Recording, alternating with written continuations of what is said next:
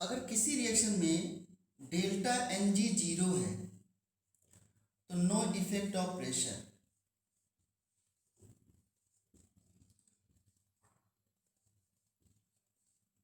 और delta N G does not zero है then pressure of effect क्या है, पॉसिबल है। अब delta N G greater than zero, मैं कभी नहीं कह रहा हूँ कि इसको आप याद करें, सच बता रहा हूँ मैं आपको, कभी याद नहीं करना है, समझना है। बट एक बार जनरलाइज करके मैं लिख देता हूँ, delta N G greater than zero है मतलब गैसियस के प्रोडक्ट ज़्यादा हैं, so number of moles of gaseous product ज़्यादा हैं या number of moles of gaseous reactant, product product ज़्यादा है। इसका मतलब अगर प्रोडक्ट ज़्यादा है, ऐसे इक्विलिब्रियम पे प्रेशर बढ़ाने पर, ऐसे इक्विलिब्रियम पे प्रेशर इंक्रीज करने पर रिएक्शन बैकवर्ड ज़्यादा होगी, बैकवर्ड जाएगी, क्योंकि उधर शिफ्ट होते जितना नंबर ऑफ मोल्स कम होते हैं। और अगर किसी रिएक्शन में delta N G less than zero है तो रिएक्टेंट के पार्टिकल ज़्यादा हैं या प्रोडक्ट के, रिएक्टेंट। तो प्रेशर बढ़ाने पर किधर शिफ्ट होगा इक्विलिब्रियम, फॉरवर्ड। फॉरवर्ड। लेकिन किसके मोल्स देखने हैं हमेशा, गैस के लिक्विड के, yes gas. Very good.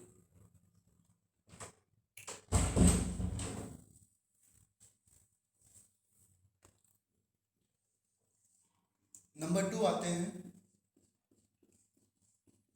Effect of pressure.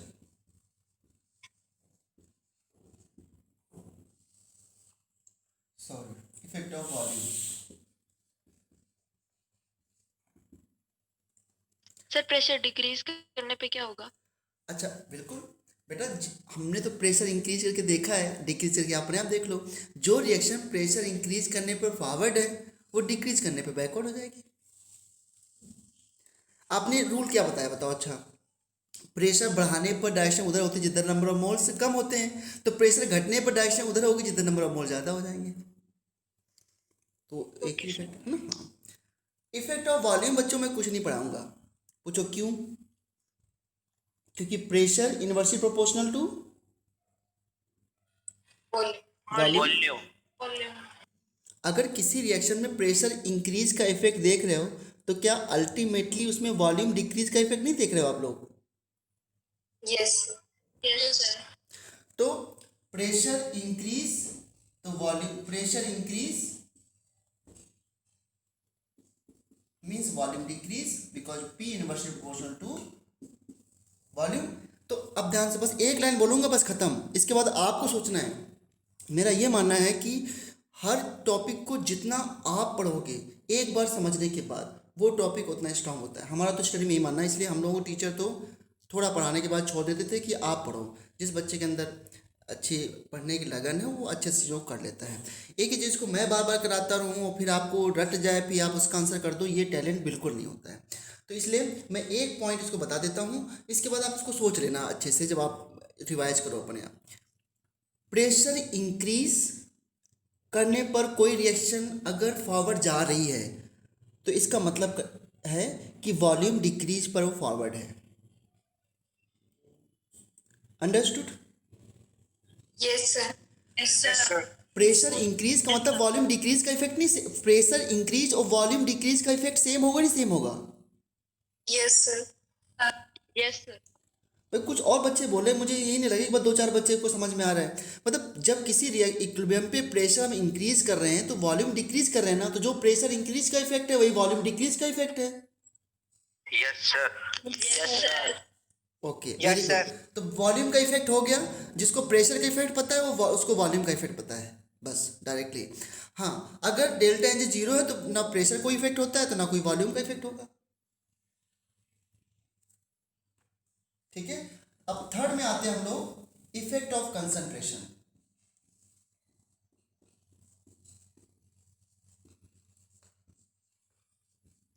Effect of concentration. Concentration का मतलब अमाउंट से होता है बच्चों, ठीक है। जैसे 1 लीटर वाटर में मैंने 10 ग्राम शुगर डाल दिया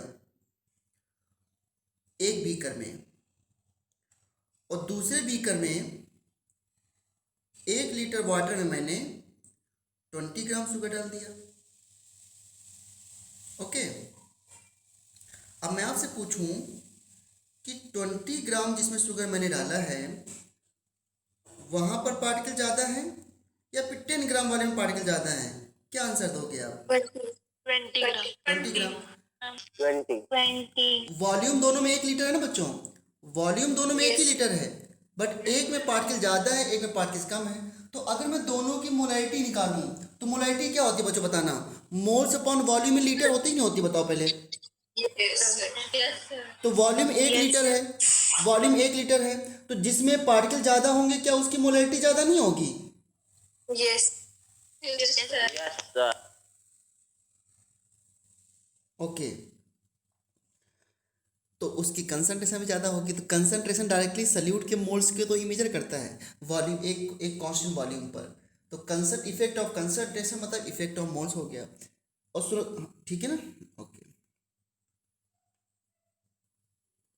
सभी बच्चों को अपने नेम से ज्वाइन करना है। कोई भी बच्चा मुझे फ़ोन के नेम से या डैड डैश या फालतू के नेम से ज्वाइन करेगा, 1 सेकेंड में रिमूव कर दूंगा और दूसरे दिन भी उसकी क्लास को उसमें नहीं आने दूंगा जब तक उसके पेरेंट्स से बात नहीं करूँ। इसलिए फालतू, क्योंकि ना अदर ग्रुप में भी बच्चे बहुत तंग कर रहे हैं बेटा, इसलिए कोई भी मतलब कन्फ्यूजन क्रिएट मत करो, बस पढ़ाने दो मुझे अच्छे से।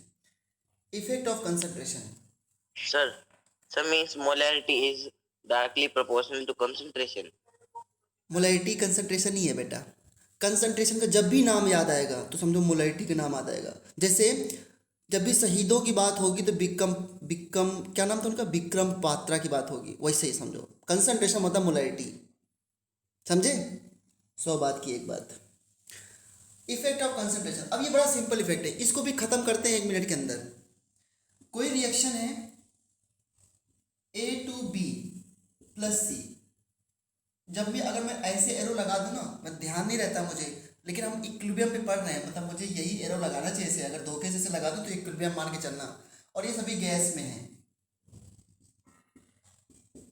ठीक है। सतीश, आपने यहाँ पर एक दिन क्वेश्चन पूछा था तो आपका आंसर भी देखो मिलने वाला है। बहुत जल्दी बच्चे मुझे बताएंगे, अगर मैं ए की कंसंट्रेशन बढ़ा दूं तो इसका मतलब क्या कह रहा हूं मैं, ए के मोल्स बढ़ा दूं रिएक्शन में। मतलब पहले देखो एक बात समझ लो ध्यान से, इक्विलिब्रियम मेंटेन्ड है, अब हम लोग इक्विलिब्रियम को डिस्टर्ब कर रहे हैं। जब इक्विलिब्रियम को डिस्टर्ब करेंगे तो क्या होता है कि वापस इक्विलिब्रियम आता है। जैसे आप मान लो आप पढ़ाई कर रहे हो, कोई आके आपको डिस्टर्ब करता है तो क्या करते हो आप, ऐसा रिएक्शन देते हो कि वो डिस्टर्बेंस बंद हो जाए। जब कोई आपको डिस्टर्ब करके चला जाता है बच्चों, तो क्या वापस से आप पढ़ना स्टार्ट नहीं करते, मतलब वापस से इक्विलिब्रियम आता है कि नहीं आता है, लेकिन वो न्यू इक्विलिब्रियम आता है, फिर नए तरीके से आप पढ़ना स्टार्ट करते हो जब इस तरह डिस्टर्बेंस आपका ब्रदर या कोई भी कर रहा होता है। तो वैसे यहाँ पे ये इक्विलिब्रियम मेंटेन्ड है, एक प्रोसेस चल रहा है, बट इसमें हमने बाहर से कुछ ए के मोल्स और डाल दिए इस बीकर में, जिस बीकर में ये इक्विलिब्रियम है। ठीक है बच्चों, तो क्या इक्विलिब्रियम डिस्टर्ब होगा नहीं डिस्टर्ब होगा, यस या no? Yes, sir. Yes, sir. और इक्विलिब्रियम ऐसे शिफ्ट होगा जिससे कि उसका इक्विलिब्रियम कांस्टेंट क्या बना रहे, कांस्टेंट। क्योंकि याद है ना मैंने कहा था कि देखो अभी भी जितने भी इक्विलिब्रियम मैं बच्चों पढ़ा रहा हूँ, क्या मैंने अभी भी टेम्परेचर चेंज किया? अभी एक बार भी नहीं चेंज किया ना। तो टेम्परेचर अगर चेंज नहीं कर रहा हूँ तो इक्विलिब्रियम को कांस्टेंट को क्या रखना है, कांस्टेंट। तो मान लो इसका इक्विलिब्रियम कांस्टेंट 25 है और मैंने ए के मोल्स डाल दीजिए, ए के कुछ मोल ऐड कर दिए, तो इक्विलिब्रियम कांस्टेंट 25 ही रखना है ना। तो 25 रखने के लिए रिएक्शन अपने आप से इधर उधर शिफ्ट हो जाएगी, सो दैट कि इक्विलिब्रियम कांस्टेंट रिमेन्स कांस्टेंट। तो अब मुझे बताओ, अगर मैंने ए के मोल्स इंक्रीज कर दिए तो रिएक्शन फॉरवर्ड जाएगी बैकवर्ड जाएगी? Forward. Forward.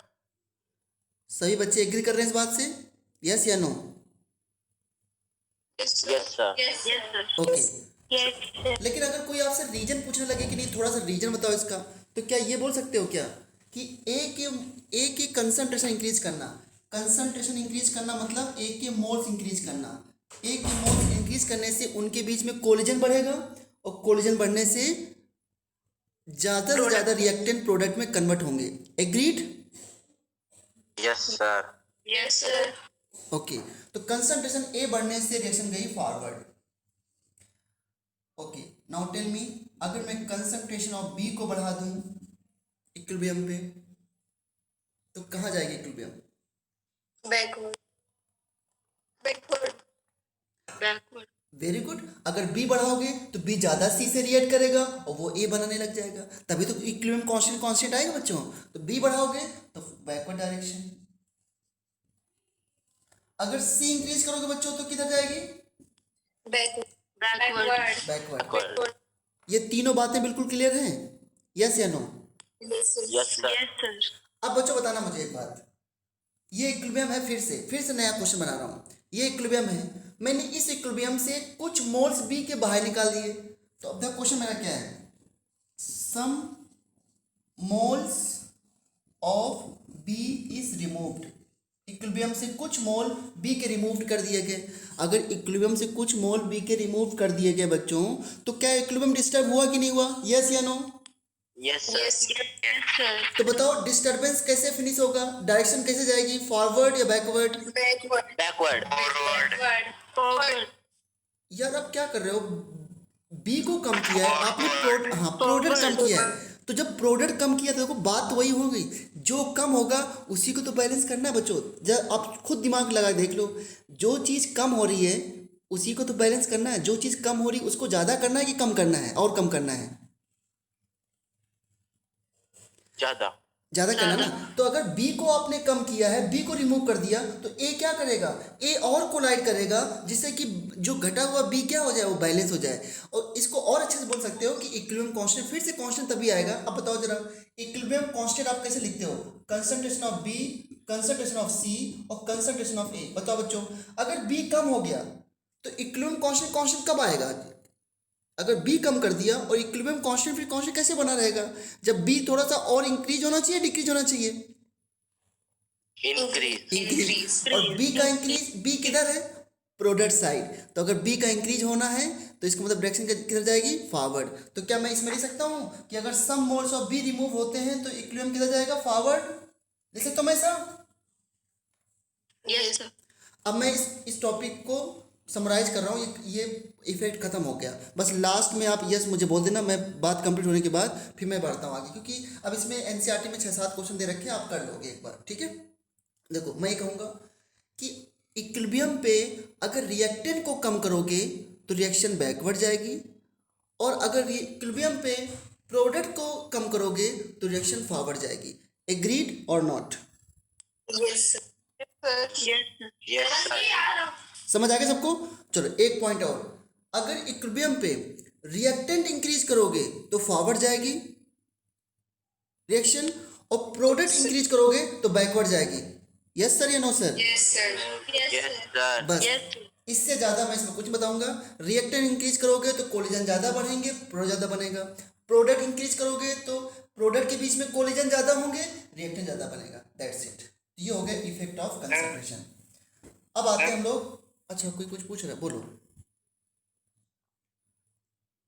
फिर आदित्य सम मोल्स ऑफ बी रिमूव्ड वाले में फॉरवर्ड एक पर दोबारा बता दो। चलो बताओ, अगर बी के मोल्स रिमूव कर दिए, बी किधर था? रिएक्टेंट साइड था या प्रोडक्ट साइड था? Product side. Product side. तो बी को कुछ मोल रिमूव किए, मतलब प्रोडक्ट की कंसंट्रेशन कम की या ज़्यादा की? कम की। कम की। तो ली चैटलियर प्रिंसिपल से वो बैलेंस कैसे होगा? जब ए बी में ज़्यादा कन्वर्ट हो या कम कन्वर्ट हो?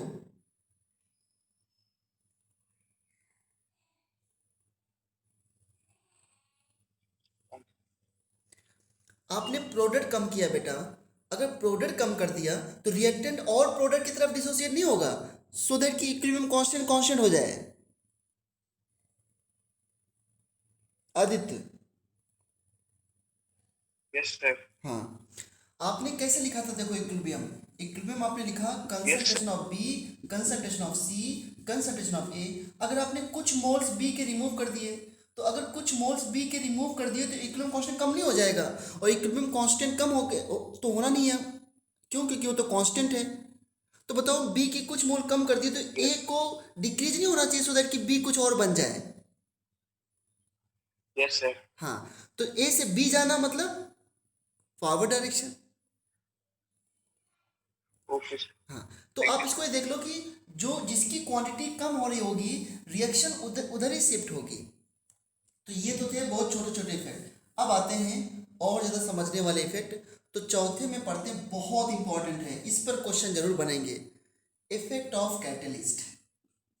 और इसमें आपके पार्टिसिपेशन से इस टॉपिक को हम बहुत अच्छा कर सकते हैं। इफेक्ट ऑफ कैटलिस्ट और इफेक्ट ऑफ टेम्परेचर बहुत बड़े हैं, टेम्परेचर बहुत बड़ा है, कैटलिस्ट तो स्मॉल है। इफेक्ट ऑफ कैटलिस्ट, बताओ बच्चों, तो में से किसी को कैटलिस्ट क्या होते हैं ये बता सकता है कोई?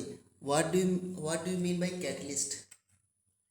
So the product which can increase the rate of reaction. Sir, हाँ बताओ। the product which helps in reaction to complete. अच्छा, और कोई?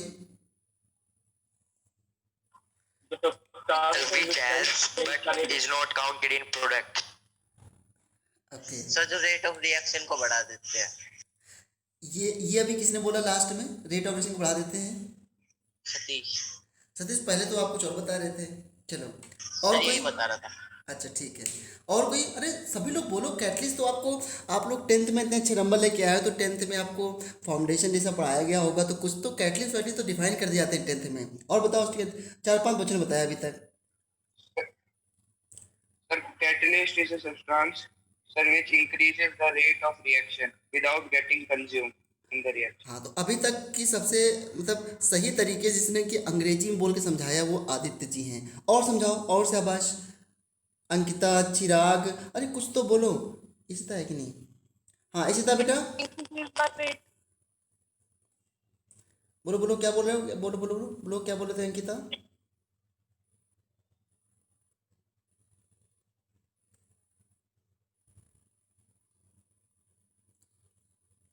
It increases the rate of reaction without participating in the reaction.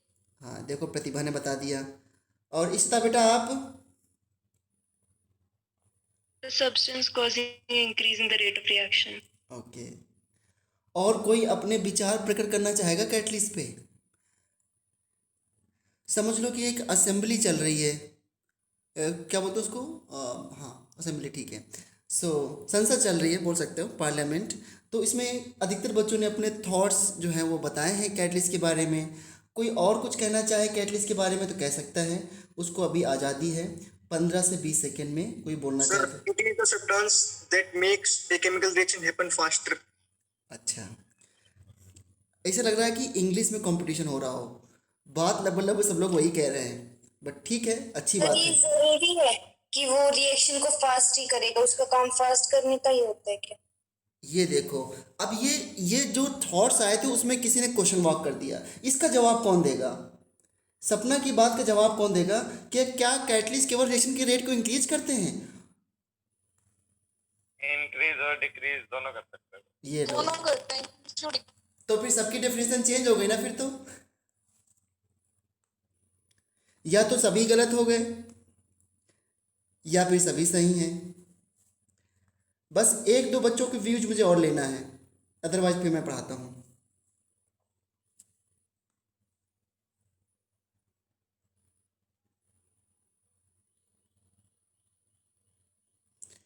इतना शांत क्यों हो गए आप लोग? कितना अच्छे से पार्टिसिपेट कर रहे थे, अब क्या हो गया? मैंने कुछ गलत कहा है क्या? No sir. फिर आप इतना गुमसुम से क्यों हो?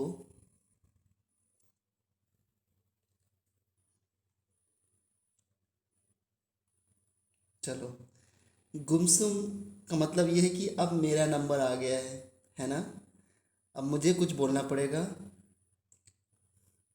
और ये आंसर जो सपना ने जो क्वेश्चन मार्क उठाया था, रियल डेफिनेशन वहीं से आती है। लेकिन सच पूछो तो 9th-10th के बच्चे अगर जब भी कैटलिस्ट को डिफाइन करते हैं, इवन 12th के बच्चे, तो वैसे डिफाइन करते हैं, the substance which increases the rate of reaction. और इस बात को बहुत जोर दे के बोलते हैं, पूरा एकदम फोर्स लगा के, कि नहीं हमारी डेफिनेशन को कोई गलत नहीं कर सकता। बट एक्चुअल में ये है, कैटलिस्ट वो सब्सटेंस होते हैं, हाँ कंज्यूम नहीं होते, ये बात भी सही है, वो अपना काम करते फिर बेचारे चले जाते हैं। तो कैटलिस्ट वो सब्सटेंस होते हैं जो किसी रिएक्शन के रेट को चेंज करते हैं, या किसी रिएक्शन, किसी रिएक्शन की स्पीड को चेंज करते हैं, और चेंज में दोनों आते हैं, इंक्रीज और डिक्रीज। क्योंकि कैटलिस्ट दो होते हैं, पॉजिटिव और नेगेटिव। पॉजिटिव कैटलिस्ट वो जो रेट को इंक्रीज करते हैं, और नेगेटिव वो डिक्रीज करते हैं। अब मान लो कोई रिएक्शन माइक्रो सेकेंड में हो रही है, क्या माइक्रो सेकेंड की रिएक्शन में स्टडी करना आसान है? नहीं। तो हम क्या चाहेंगे कि उसका रेट थोड़ा सा स्लो हो जाए, तो हम स्टडी कर सकते हैं। क्या इस बात पर आप एग्रीड हो जो मैंने अभी बोला है? Yes, sir. हाँ। Yes, sir. इसलिए कैटलिस्ट की डिफिनेशन क्या हुई? The substance which alter the rate of reaction, है ना? The substances which alter the rate of reaction without consuming itself. अब इतने लोग जैसे पार्टिसिपेट करके कोई चीज़ बताते हैं तो फिर वो मेमोरी में ज़्यादा दिन रहता है। इसलिए मैं चाहता हूँ कि अगर आप 40 मिनट्स पढ़ें घर में अकेले बैठ के, या 50 मिनट्स पढ़ें, लेकिन जितना इफेक्टिव तरीके से करेंगे वो ज़्यादा याद रहता है। 3 घंटे बैठ के दिखाने के लिए नहीं पढ़ना चाहिए। The substance which alter the rate of reaction without consuming itself are called catalyst. ठीक है, तो सभी को डेफिनेशन क्लियर है, सभी को डेफिनेशन लगभग पता भी थी। कैटलिस्ट दो हो सकते हैं, पॉजिटिव कैटलिस्ट। पॉजिटिव मतलब which increases rate of reaction, rate का मतलब स्पीड है, तो पॉजिटिव का मतलब which increases rate of reaction और एक्शन मतलब रिएक्शन। और नेगेटिव कैटलिस्ट क्या होते हैं? Which decreases the rate of reaction. बच्चों यहां तक तो कोई डाउट नहीं नेगेटिव पॉजिटिव कैटलिस्ट में? No, sir. Okay, positive catalyst और नेगेटिव कैटलिस्ट इतना हो गया। लेकिन हमें तो अभी कैटलिस्ट की डिफिनेशन नहीं पढ़नी थी, हमें तो ये पढ़ना था कि अगर कोई इक्विलिब्रियम एस्टैब्लिश्ड है, मान लो this is a equilibrium reaction in a container, a going to B plus C, a gas, B gas और सी गैस। ठीक है,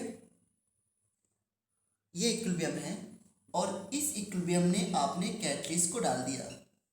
ठीक है बच्चों, अब कैटलिस्ट डालने के बाद अब बताओ मुझे, कौन स्टूडेंट मुझे इसका जवाब देगा कि रिएक्शन फॉरवर्ड जाएगी या बैकवर्ड जाएगी? बहुत अच्छा क्वेश्चन है, सच बता रहा हूँ कि आप इसका जवाब दे दोगे। जब आपको स्कूल खुलेंगे तो मैं आपको बहुत सारी चीज़ें खिलाऊंगा, बर्गर, चाउमीन, जलेबी। सर ये डिपेंड करता है कैटलिस्ट। आप कुछ भी बोल दो, मतलब डिपेंड करता, ठीक है। आप ये कह दो कि मैंने पॉजिटिव डाला है और तब क्या होगा, सपोज पॉजिटिव नेगेटिव कुछ भी मान लो, लेकिन आप बताओ जरूर कि फॉरवर्ड जाए कि बैकवर्ड। मुझे आंसर फॉरवर्ड और बैकवर्ड में चाहिए, बस इतना बताओ। और मुझे सभी से आंसर चाहिए, नहीं तो मैं यहीं से बैठा रहूँगा फ़ोन लेकर के आज सारा दिन, और खाना भी नहीं खाऊंगा कुछ भी। Forward. Forward forward. Forward, Nikhil forward, Aditya forward, Shubham forward, Ishita forward, Aman forward, Aryan forward. और बताओ, any candidate for forward direction? Sir, forward. Pratibha? Forward. Forward. Bhumika? Sir, forward. Aman Divya? Backward जाएंगे। बैकवर्ड। एक आंसर देखो अलग मिला। जब एक आंसर अलग मिलता है ना, इतनी खुशी होती है कि पूछो मत। अच्छा अमन, बैकवर्ड जाने का कारण क्या है? कैटलिस्ट डालेंगे तो रिएक्शन आगे जाने की कोशिश करेगी, लेकिन इक्विलिब्रियम मेंटेन करने के लिए पीछे आना पड़ेगा। अच्छा, चिराग क्या कहते हो?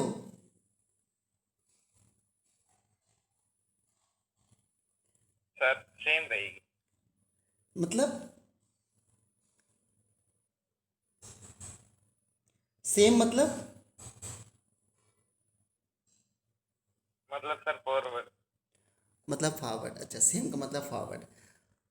और कोई जो अपनी बात रखना चाहे? सपना क्या कहते हो आप? Shreyas? Sir forward. Forward. Saksham आप कहना चाहते हो? Kunwar Aryan? Sir, forward. Forward. Forward. मतलब बस लास्ट ये कि किसी के थॉट्स अलग तो नहीं है, मतलब कोई ऐसा हो जो बैकवर्ड भी सपोर्ट कर रहा हो, अमन, दिव्या, कंसर, या कोई इससे कुछ अलग करना चाहता हो, बस 10 सेकंड के अंदर मुझे बताओ। रमन आप क्या कहते हो? So forward. Forward. Supriya you? Sir no effect. ये नो इफेक्ट किसने बोल दिया? कौन था ये? सर सुप्रिया। आपका आंसर सबसे अलग है, बताओ जरा क्यों? अमन के बाद आपका नंबर है। क्योंकि कैटल क्योंकि कैट के बाद रेड पकड़ लिया लगता है आपने।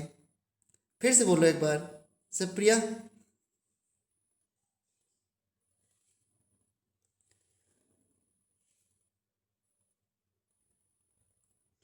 सुप्रिया की वॉइस चली गई। चलो अब आता है मेरा नंबर। बड़ी खुशी हो रही मुझे, लगता है कि मेरा नंबर, जैसे किसी ने मेरा नाम लिया कि चलो अब आपको स्पीच देना है। तो एक चीज मुझे बताना, और बिल्कुल सच सच बताना, इक्विलिब्रियम में कितने रेट होते हैं? एक रेट या दो रेट?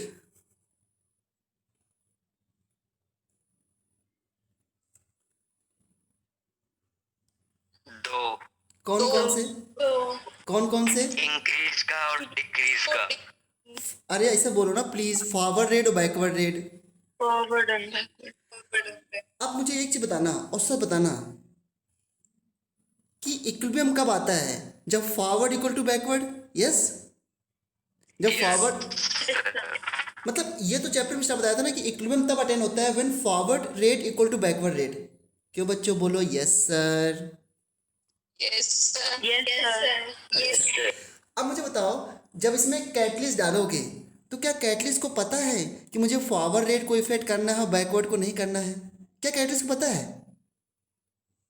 No sir. वो जितना फॉरवर्ड को इफेक्ट करेगा उतना बैकवर्ड को इफेक्ट नहीं करेगा।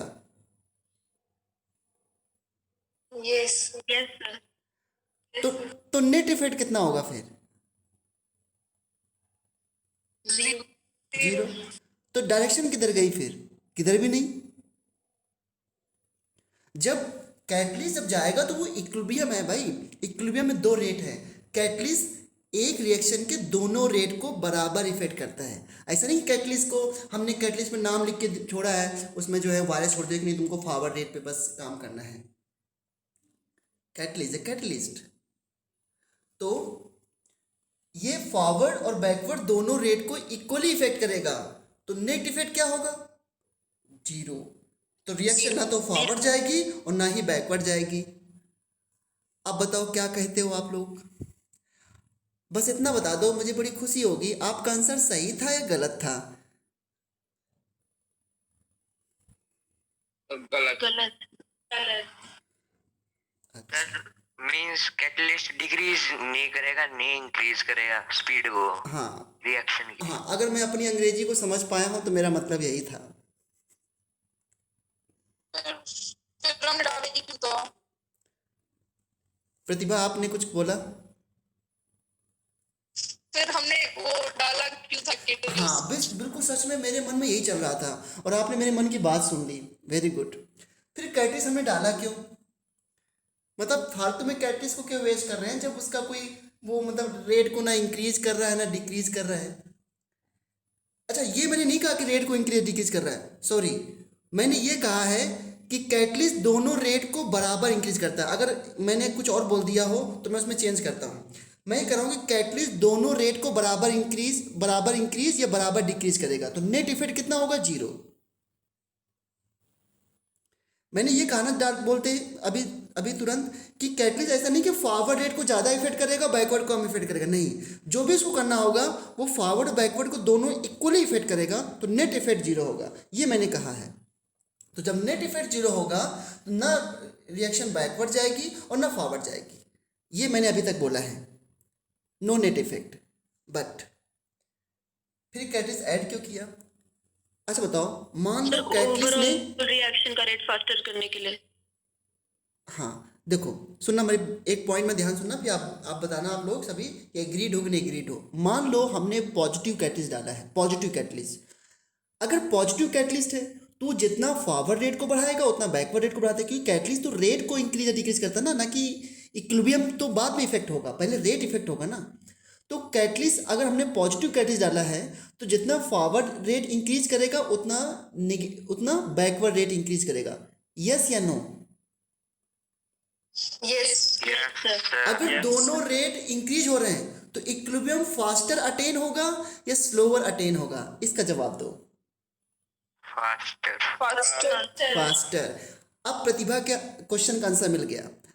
मैं ये कह रहा हूँ कि एक कैटलिस्ट इसलिए डाला गया है कि इक्विलिब्रियम जल्दी अटेन हो, और कोई इक्विलिब्रियम अगर जल्दी अटेन हो रहा है तो नेगेटिव कैटलिस्ट डाल दो तो वो स्लो अटेन होगा।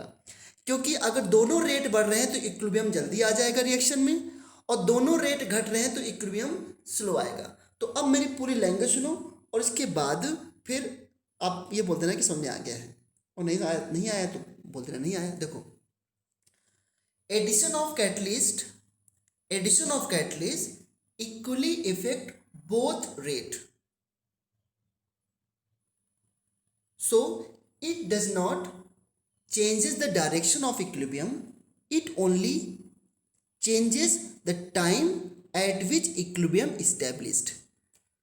काफ़ी ज़्यादा बड़ा स्टेटमेंट बोल दिया।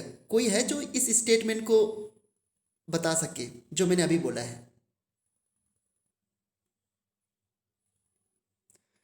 कोई तो बताएगा, देखता हूँ कि एक बार में कौन कैच कर लेता है।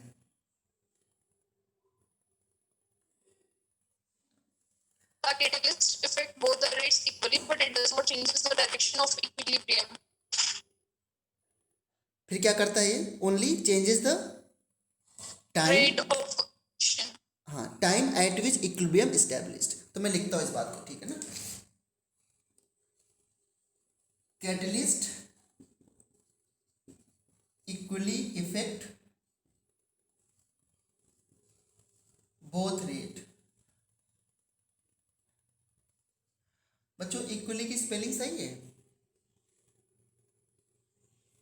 Yes, sir. Catalyst equally effect both rate, so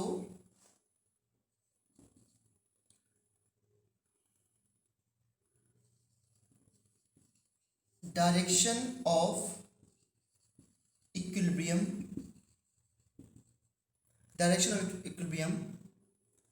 do not change। एक पर्टिकुलर की बात कर रहा हूँ, does not change, ठीक है, it changes the time at which equilibrium established।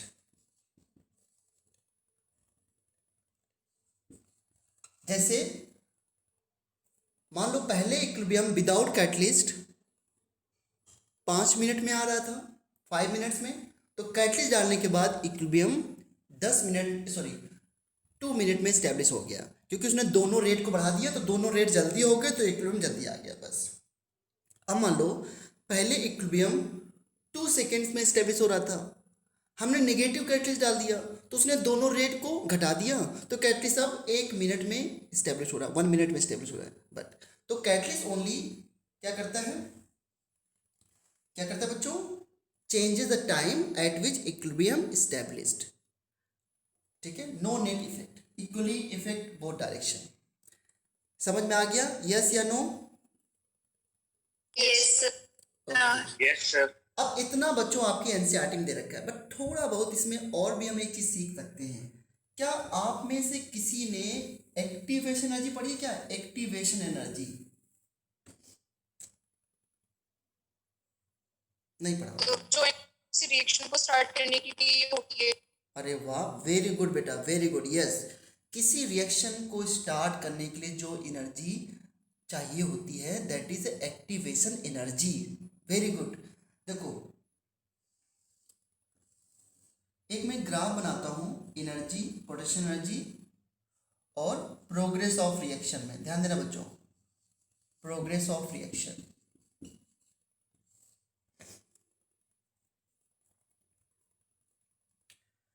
ये आपका रिएक्टेंट है और ये आपका प्रोडक्ट है। जो मैं ग्राफ बना रहा हूँ उस ग्राफ में मैंने, ये प्रोडक्ट है बेटा, और कोई रिएक्शन मान लो आपसे आर से पी है। आर का मतलब रिएक्टेंट और पी का मतलब प्रोडक्ट। राइटिंग मेरी थोड़ी सी कम अच्छी है बच्चों। तो मैंने इस ग्राफ में रिएक्टेंट की एनर्जी को ज़्यादा दिखाया है, कम दिखाया है? ज़्यादा ना? हाँ, तो ये मत सोचना कि सर ने अपने कन्वीनियंट के अकॉर्डिंग बना लिया है। मैं, आप रिएक्टेंट को कम और प्रोडक्ट को ज़्यादा दिखा सकते हो। तो अगर मैं प्रोडक्ट की एनर्जी कम दिखा रहा हूँ, रिएक्टेंट ज़्यादा, तो मतलब मेरा प्रोडक्ट रिएक्टेंट से ज़्यादा स्टेबल है। जिसकी स्टेबिलिटी ज़्यादा होती है उसकी एनर्जी कम होती है। मान लो कोई रिएक्शन ऐसे जा रही है, रिएक्टेंट पार्टी से, या मैं एक काम करता हूँ, रिएक्शन लेता हूँ A प्लस बी से C plus D.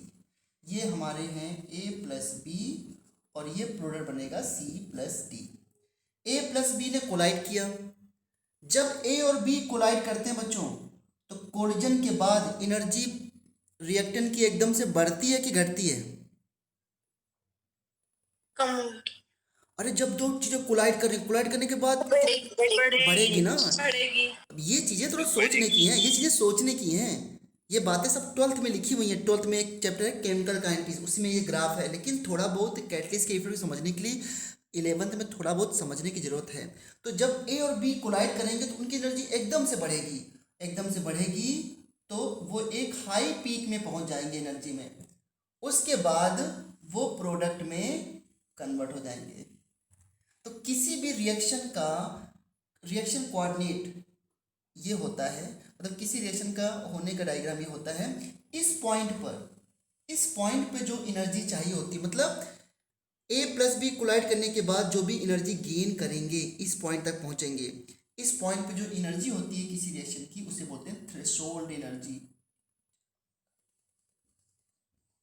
Threshold energy ये बच्चों वही है ना, याद करो। स्ट्रक्चर ऑफ एटम में मैंने जब मेटल सरफेस से इलेक्ट्रॉन को रिमूव करना था तब मैंने पढ़ाया था, याद है ना।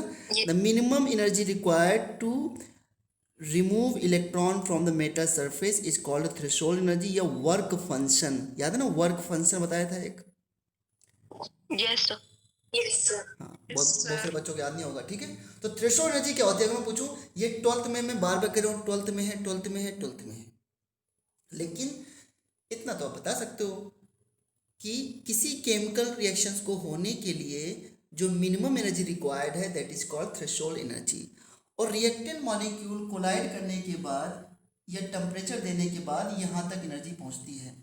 तो यहाँ तक पहुँचने के लिए जो एनर्जी चाहिए होती है that is called activation energy. ये मतलब एक्टिवेशन एनर्जी, ठीक है।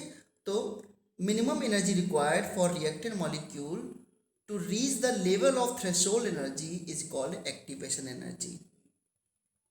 जब तक रिएक्टेंट मॉलिक्यूल कोलाइड नहीं करेंगे, और कोलाइड करने के बाद ऐसा नहीं है, देखो रिएक्शन कैसे होती इसका कंप्लीट आंसर आपको 12th में मिलेगा। बट ये मत सोचना कि एक बीकर में आपने A ले लिया और B ले लिया और A ने B को टच कर लिया प्रोडक्ट बन गया। ऐसा होता है क्या कि A ने B को टच कर लिया प्रोडक्ट बन गया? नहीं।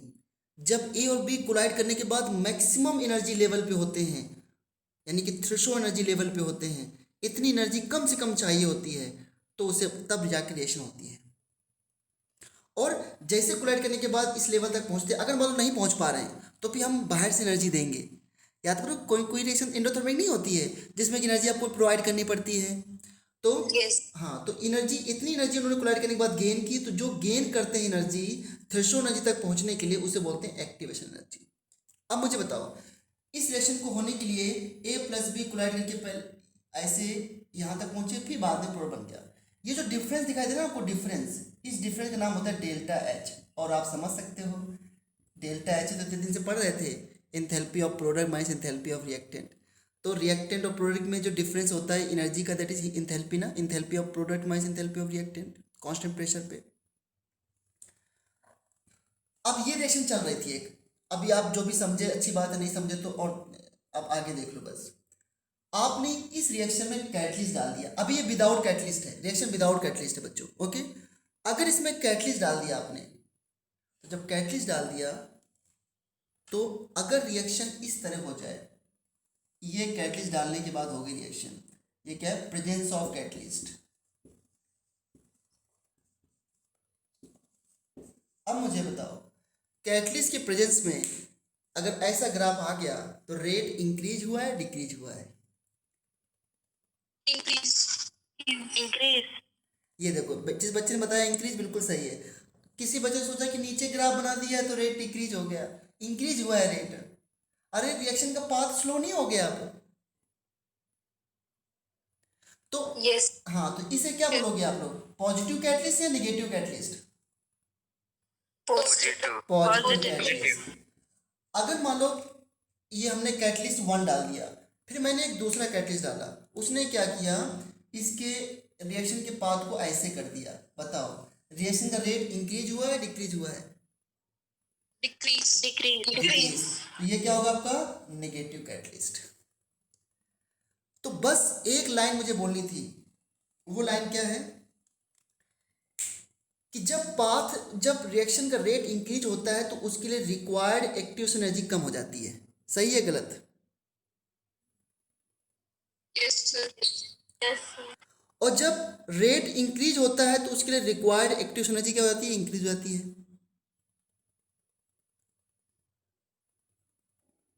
राइट या रॉन्ग? Right. राइट। यस। तो बस कैटलिस्ट के इफेक्ट को मैं ख़त्म करता हूँ और बस अपनी बात को एक बार मुझे कहने दो प्लीज़।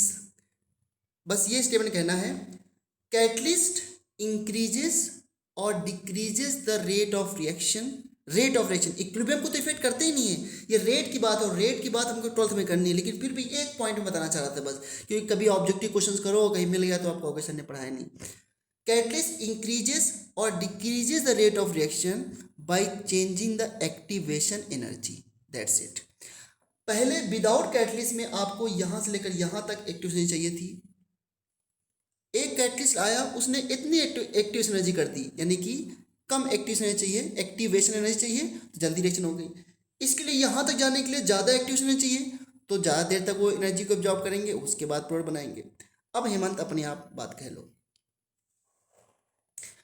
बस एक लाइन और बोलता हूँ, आ गया ना? हाँ, बस मैं एक लाइन और बोलता हूँ, पॉजिटिव कैटलिस्ट एक्टिव एनर्जी को, रिक्वायर्ड एक्टिव एनर्जी को कम करते हैं। नेगेटिव कैटलिस्ट जो रिएक्शन के लिए एक्टिव एनर्जी रिक्वायर्ड है उसको ज़्यादा करते हैं। Agreed? Yes sir. Yes sir. हाँ, इस ग्राफ को समझ के ये हो गया इफेक्ट ऑफ कैटलिस्ट बच्चों, इफेक्ट ऑफ कैटलिस्ट ओवर। अब हम लोग पढ़ेंगे इफेक्ट ऑफ टेम्परेचर, और मेन इफेक्ट टेम्परेचर का है, मतलब कैटलिस्ट का मेन इफेक्ट है, टेम्परेचर का भी मेन इफेक्ट, लेकिन टेम्परेचर इफेक्ट थोड़ा सा बड़ा है। तो पहले देखो इफेक्ट ऑफ टेम्परेचर।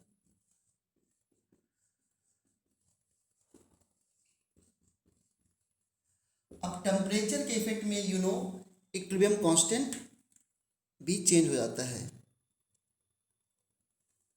ठीक है। So by changing temperature